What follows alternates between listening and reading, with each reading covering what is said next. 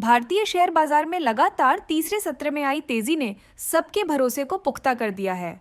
बुधवार को Nifty 50 index 108.65 अंक यानी 0.47% की बढ़त के साथ बंद हुआ, जबकि मंगलवार को इसमें 2.4% की ऐतिहासिक उछाल देखी गई थी। यह बढ़त केवल आंकड़ों का खेल नहीं है, बल्कि यह इस बात की घोषणा है कि भारत अब केवल उभरता बाजार नहीं, बल्कि वैश्विक निवेश रणनीति का केंद्र बिंदु बनता जा रहा है।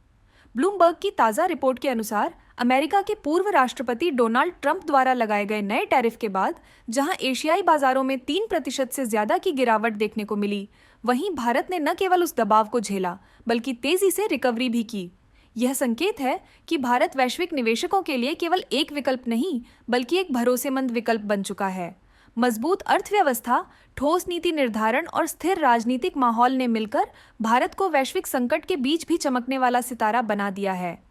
हालांकि यह ध्यान रखना जरूरी है कि पिछले 2 तिमाहियों में निफ्टी 50 करीब 10% तक गिर चुका था।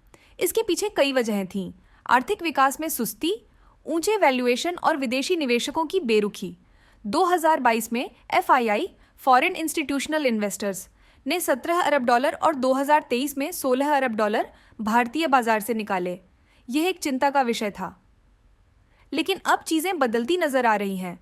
RBI की संभावित ब्याज दर कटौती ने बाजार को एक सकारात्मक बूस्ट दिया है और सबसे अहम कच्चे तेल की कीमतों में गिरावट ने भारत को राहत दी है, जो दुनिया का तीसरा सबसे बड़ा ग्लोबल रणनीति में भारत की बढ़ती भूमिका। द ग्लोबल CIO ऑफिस के CEO गैरी डुगन ने साफ कहा, हम अपने पोर्टफोलियो में भारत को अधिक महत्व दे रहे हैं।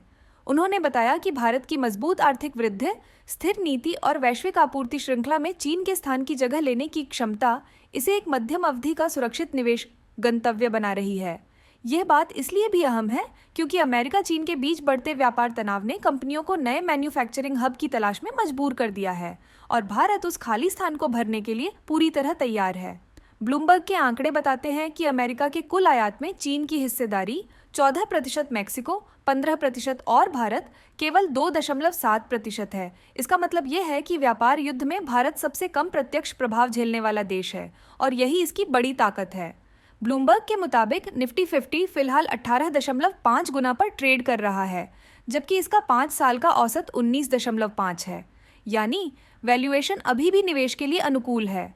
बीते सितंबर में यह 21 गुना तक पहुंच गया था, लेकिन अब कीमतें औसत के करीब हैं, जिसका अर्थ है कि अभी भी एंट्री के लिए यह एक सही मौका हो सकता है।